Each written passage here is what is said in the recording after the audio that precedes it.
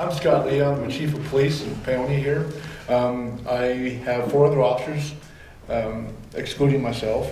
I've been here since 1992, so I'm familiar with most of your faces, as you were probably with mine. But anyways, I was saying I will not turn down help. I just ask that we do it in an organized manner. We do have plans. We have lots of plans. We have plans that would take care of natural disasters. We have plans that deal with special events. If something was to happen, a special event went bad. We also have plans that involve school incidents, hazardous material, and snowstorms. We have a lot of plans. And basically, it's all built out of one main plan. And the heart of that plan kind of goes out a little bit, kind of fingers out a little bit. For the most part, it's the same, but it just depends on the incident. A lot of our plans are incident specific, and they have to be. And what we rely on more than anything is our community and also our resources within our community. Big example is our fire department. Yeah, just because fire department, they fight fires, but they do a lot of stuff for other people. They do a lot of stuff for law enforcement. I depend on them a lot for security and for other things when we have a major incident. So if you see a traffic accident or a crime, you'll see the fire department there. They're trained to do that. That's what they do. Vice versa, we'll help the fire department. Just because it's fire doesn't mean we don't know what we're doing either. We train with the fire department as well. And that kind of goes outside. We also train with the sheriff's department and other entities around the area. We're just one big thing. That was the biggest thing that I've seen here when I first got here. Was there was a lot of not knowing things, people not knowing who, and I tried changing that. And it's been a process. But one of the things we try to do is about any of the plans that I'm talking about, we have about 4 things. Number one is we try to do mitigation. Preparedness, response, and recovery. So we identify the problem and we try to identify any risks or anything that may impact the community. Then what we do is we try to attempt to reduce those risks, by lessening the impact of a disaster situation would make it worse if we didn't do that. Preparedness, of course, is risk management planning. We try to evaluate the level of risk. Identify any problems or situations that could affect the community, identify areas outside the community that would place our resources at risk during the unexpected situations. We always got to be expecting the worst. Analyze the situation from an objective, reasonable manner without causing undue concern, making it worse than what it is. And that's what I was saying about getting all your guys' help. It'd be great if we can get it, but if we don't do it right, it can make it worse than what it is because we're spending too much time trying to organize instead of getting the problem fixed. Basically our role as a police department is mainly under the response part of it because that's where you see us the most. And basically, simple. We ensure the protection of life and property. No other way to put it, but that's it. That's our number one goal. After that is we try to establish and maintain order within the community during the disaster or emergency situation. And along with that, like I said earlier, we try to coordinate with other law enforcement agencies and also government agencies that are bigger and better than we are and can help us with resources. Keep in mind, we only have 5 people here, including myself. If something bad happens, we're taxed pretty quick. But we also implement Public Works Department. They're also cross-trained with us, as well as the fire department, EMS, ambulance. I mean, we all know each other's job. Not as good as the right people in that position, but we can get by if we had to. Thank you, Chief. Appreciate that.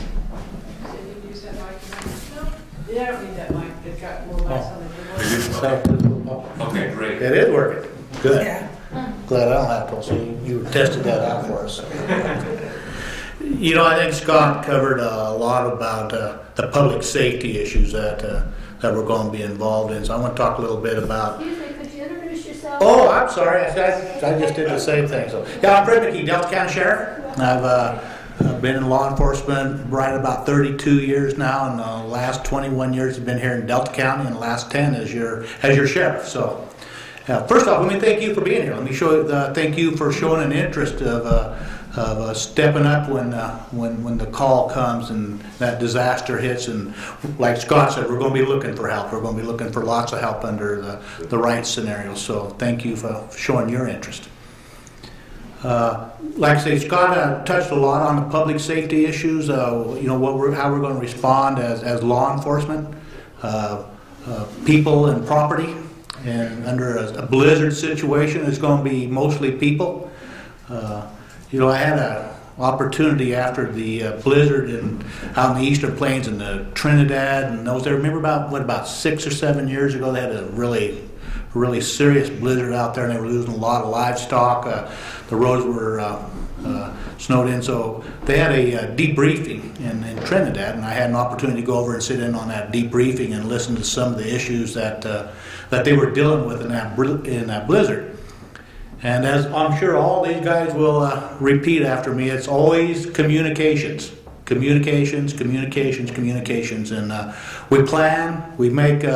We have a really good communication system in place. But when we get in trouble, it seems like we struggle with communication. So we do have a plan. We do work on it. We train on it.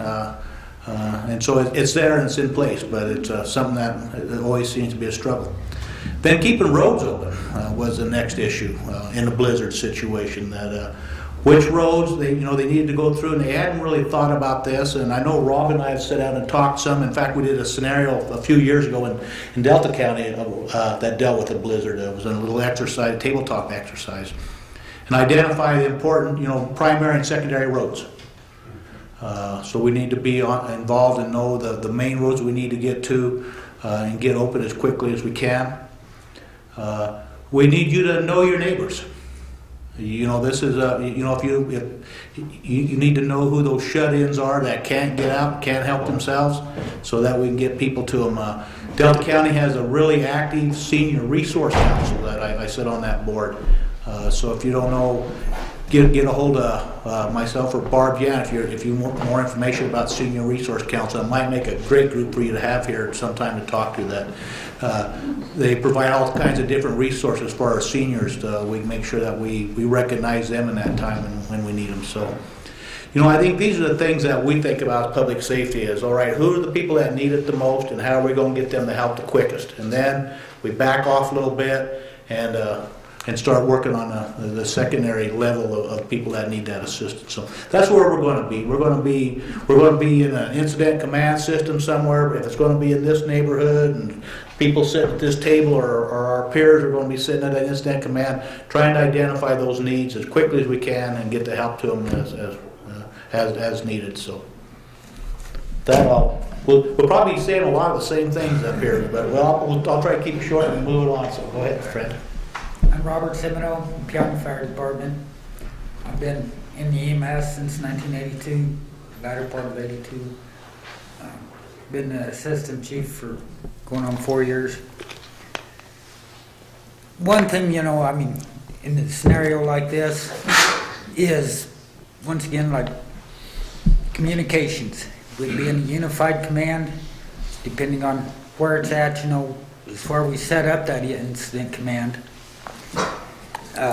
We learned a lot also here when Electric Mountain Lodge blew up, as far as the resources available in a winter situation.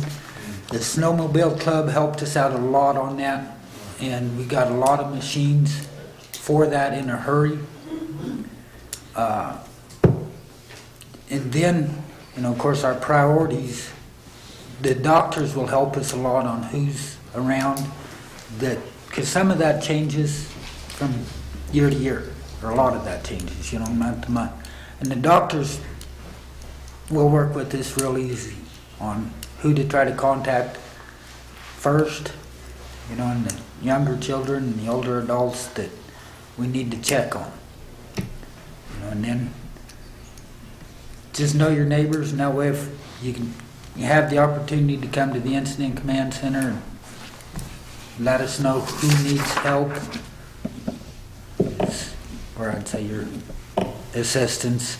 And then if we needed help, then you could go out and we can assign you someplace, and that way we can try to keep it organized. organization is huge in it. I know I responded down there to Hurricane Katrina. I worked with FEMA at the time. And we had a lot of people there that had tried to assist, that just went out on their own trying to assist, and then you lose organization with people going out. You start losing communications, people that, because they'd pick someone up and transport them, you know, or you didn't know where they were at. You know, we need to try to keep track of where people are at all times. You know, if we go to someone's home and they're not there, who do we contact that knows where they're at? You know, so in any time of evacuation, you know, we need to try to keep track of who's went where. That way we don't spend available resources looking for someone that's already been evacuated. Okay.